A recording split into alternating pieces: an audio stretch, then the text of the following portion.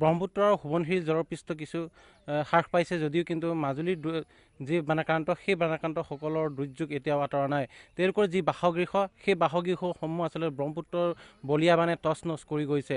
মই এতিয়া উপস্থিত আছোঁ মাজুলীৰ আউনীআটী আলিমূৰ গাঁৱত আৰু এই আউনীআটী আলিমূৰ গাঁওখনৰ পৰিৱেশ দেখুৱাম প্ৰাক নিজৰ দৰ্শকসকলক। কেনেধৰণে ব্ৰহ্মপুত্ৰৰ বলিয়া বানে কেনেধৰণে তেওঁলোকৰ সপোন, তেওঁলোকৰ যি ঘৰ বাৰী আছিলে সেই ঘৰ বাৰীসমূহ কেনেধৰণে ধ্বংস কৰি থৈ গ'ল। মই সামগ্ৰিক পৰিৱেশ দেখুৱাইছোঁ এয়া প্ৰাক নিজৰ দৰ্শকসকলক।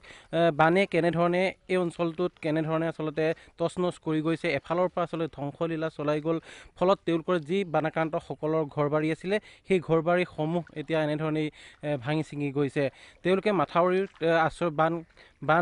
বানৰ সময়ত তেওঁলোকে মাথাউৰিত আশ্ৰয় লৈছিল, কিন্তু এতিয়া ব্ৰহ্মপুত্ৰৰ পানী হ্ৰাস পোৱাৰ পিছতে তেওঁলোকে ঘৰলৈ উভতি আহি এই ৰূপ দেখি তেওঁলোকে মূৰে কপালে হাত দিব লগা হৈছে। কাৰণ তেওঁলোকৰ যি ঘৰ আছিলে, যি সপোনৰ ঘৰ আছিলে, সেই ঘৰ ইতিমধ্যে ব্ৰহ্মপুত্ৰৰ বানে টচ নচ কৰি দিছে। ফলত তেওঁলোকে মূৰে কপালে হাত দি হাহাকাৰ পৰিৱেশ বিৰাজ কৰিছে।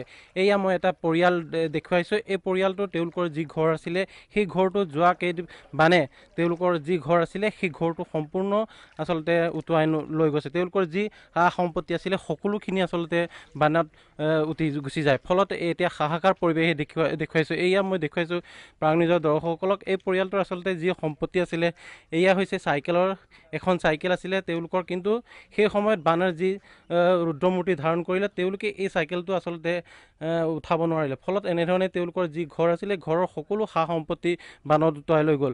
মই বানাক্ৰান্ত আছে, মই তেওঁলোকৰ পৰা জানিব বিচাৰিম কেনে পৰিৱেশত তেওঁলোকে এতিয়া থাকিব লগা হৈছে। আপোনালোকে বানৰ সময়ত মাথাউৰিটো আশ্ৰয় লৈছিলে, কিন্তু এতিয়া আপোনাৰ ঘৰলৈ আহি দেখে যে আপোনালোকৰ সম্পূৰ্ণ ঘৰবিলাক বানত উটি গৈছে, কি ক'ব? হয়, আমাৰ চব বস্তুৱে উটাই লৈ গ'ল। কাপোৰ কানি বাচন বৰ্তন যিমান আছিলে সকলো বস্তু উটাই লৈ গ'ল। বেৰটো এখনোৱে নাই, দেখিছে আপোনালোকে। আমাৰ এতিয়া ভাত পানী বনাই খাবলৈ বাচন নাইকিয়া হ'ল। যাতে চৰকাৰে আমাক কিবা এটা দিলে সাহাৰ্য ভাল পাওঁ। হয়, এই পৰিয়ালটো আচলতে এতিয়া উপায়হীন হৈ পৰিছে। কাৰণ তেওঁলোকৰ যি সম্পত্তি আছিলে, যি ঘৰৰ বাচন বৰ্তন আছিলে, যি ঘৰৰ বেৰ আছিলে, সেইখিনি বানত আচলতে উটুৱাই লৈ গ'ল বানে। ফলত এইসকল দুৰ্ভগীয়া পৰিয়ালটোৱে আচলতে কেনেধৰণে তেওঁলোকে পৰৱৰ্তী সময়ত জীৱন নিৰ্বাহ কৰিব সেই লৈ চিন্তান্বিত হৈ পৰিছে।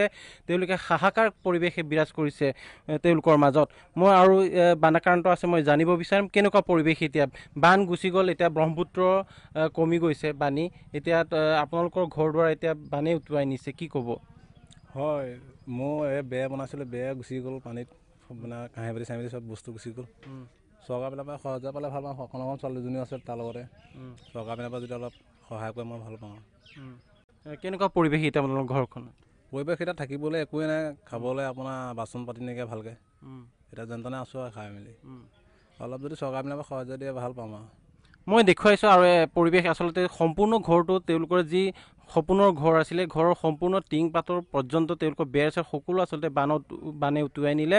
ফলত এই পৰিয়ালটো এতিয়া দুৰ্ভগীয়া। তেওঁলোকে মুকলি আকাশৰ তলতে ৰ'দে বৰষুণে আচলতে এতিয়া থাকিব লগা হৈছে। কাৰণ তেওঁলোকে বানৰ সময়ত মাথাউৰিত তেওঁলোকে বসবাস কৰিছিলে যদিও কিন্তু আশ্ৰয় লৈছিলে মাথাউৰিৰ ওপৰত, কিন্তু এতিয়া ঘৰলৈ আহি দেখি তেওঁলোকৰ আচলতে মুখৰ মাত সৰি গৈছে। কাৰণ তেওঁলোকৰ যি ঘৰ আছিলে ঘৰ সম্পূৰ্ণ নদীৰ আচলতে বানত উটি গৈছে, কি ক'ব আপুনি? ময়ো সেইটোকে বিচাৰিছোঁ। কাৰণ এটা ঘৰৰ ধৰক উটাই লৈ যোৱাৰ পিছত আকৌ পানী যেনিবা শুকালে ৰাস্তাটো থাকিব নোৱাৰে, ঘৰত থাকিবলৈতো সুবিধা লাগিব। এতিয়া সুবিধা কৰিবলৈ এই বাৰিষা ক'ত পাব? এতিয়া ধৰক বৰষুণ দিলেও ভগা ঘৰতে থাকিব লাগিব, ৰ'দ দিলেও থাকিব লাগিব। কাৰণ ওপৰত টিং নাই, বেৰঘৰ নাই। ইফালে ধৰক ঘৰৰ পানী ওলাই যায় খোজকাঢ়িলে। তাকে সুবিধা এটা পালে ভাল পাওঁ আৰু। ইয়াত কিমানটা পৰিয়াল এনেকুৱা হৈছে? ইয়াত কিমানটা মানে প্ৰায় মানুহে ধৰক হেৰি হৈছে, এইটো ঘৰ বেছি এটা আৰু ক'ৰবাত হৈছে। কিন্তু সেইদিনা যিদিনা পানী আহিছিলে যেনে তেনে মানুহকেইটা ৰক্ষা হ'বলগীয়া হৈছে। সিহঁতৰ পানীৰ পৰা মানে একদম সোমাই আহিছে নাই, যেনে তেনে ল'ৰা ছোৱালীকেইটা লৈহে গৈছে আৰু ৰাস্তাৰ ওপৰলৈ যে কিবা বস্তু নিব লাগিব সেই কথাটো নাই আৰু। ইমানেই জোৰত পানী আহিলে।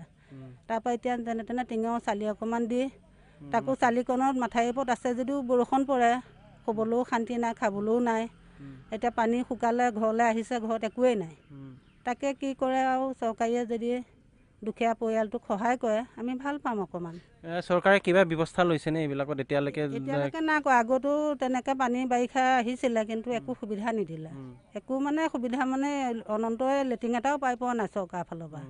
কিন্তু তেনেকৈ বহুতবাৰেই কৰি গৈছে পানীত পৰি যোৱাবাৰো তেনে ফটো চটো মাৰিলে কিবা কানি কৰিলে একো নাপালে সুবিধা এতিয়া যদি আকৌ দুনাই কিবা এটা সহায় দিয়ে কাৰণ কি পৰিয়ালটো থাকিবলৈ শান্তি পাব পৰিয়ালটো আৰু ধৰক উঠি বুঢ়িটো যাব নোৱাৰে বস্তুখিনি নিলে এতিয়া সিহঁতক সোমাই থাকিবলৈ খাবলৈ শুবলৈ একোৱে নাই তাকে যদি কিবা এটা সহায় দিয়ে অকণমান ভাল পাম আৰু হয় এয়া মাত্ৰ উদাহৰণহে মাজুলীৰ এইবাৰ বান পৰিস্থিতিত ইমানেই জটিল ৰূপ ধাৰণ কৰিলে যে প্ৰায় 70,000তকৈ লোক এই বানত প্ৰভাৱিত হৈছিলে আৰু প্ৰায় 50,000টা পৰিয়াল এই বানাক্ৰান্তই আচলতে হাহাকাৰ কৰিব লগা হৈছিলে এতিয়ালৈকে বানৰ ব্ৰহ্মপুত্ৰ আৰু সোৱণশিৰি বান কিছু হ্ৰাস পাইছে যদিও কিন্তু বানাক্ৰান্তসকলৰ মাজত এতিয়াও দুৰ্যোগ অতৰা নাই কাৰণ তেওঁলোকৰ যি ঘৰ আছিলে সেই ঘৰসমূহ সম্পূৰ্ণ আচলতে বানে উটুৱাই নিয়াৰ ফলত তেওঁলোকে এতিয়া মুকলি আকাশৰ তলতে জীৱন নিৰ্বাহ কৰিব লগা হৈছে হাহাকাৰ পৰিৱেশৰ মাজত তেওঁলোকে থাকিব লগা হৈছে পৰৱৰ্তী সময়ত চৰকাৰে এই